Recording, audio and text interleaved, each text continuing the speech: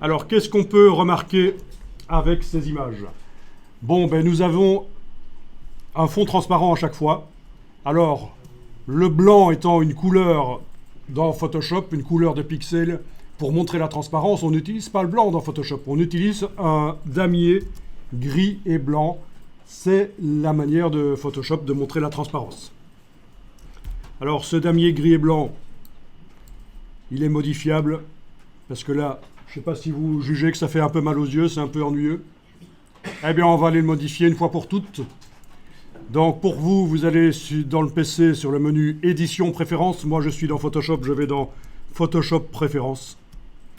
Et alors, là-dedans, vous avez quelque chose qui concerne transparence et couleurs non imprimables. Ce sont deux choses complètement différentes qui n'ont rien à voir. Mais pour ne pas faire une liste immense de préférences, ils ont réuni certaines notions ensemble. Donc, dans la boîte des préférences, donc chez vous sur PC, menu édition préférences, transparence et couleurs non imprimables, vous allez ici éventuellement grille, espacé, couleur, moyenne. Bah déjà derrière, vous voyez ce que ça donne. Alors parfois c'est plus espacé que ça dépend de l'affichage. Ici c'est un peu particulier. Je suis sûr que chez vous, vous avez quand même des damiers plus grands.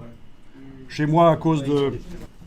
Ici avec la projection, j'ai des damiers assez petits, même si je choisis la grille espacée, peu importe. Ensuite, vous avez les deux couleurs du damier. Vous allez cliquer par exemple sur la plus claire et vous allez la rendre plus sombre en déplaçant, mais attention, n'allez pas sur la couleur là, parce que sinon vous allez obtenir un damier avec de la couleur, ce serait quand même pas génial. On assombrit juste en descendant. Vous êtes bien en mode T dans le sélecteur de couleurs qui s'est ouvert quand vous avez cliqué là. En mode T, donc la teinte dans la réglette verticale et la luminosité et la saturation dans le grand carré. Voilà, et on voit même derrière ce que ça donne en temps réel. Ça n'a pas toujours été aussi facile. Donc l'idée, c'est quand même d'avoir un damier plus doux.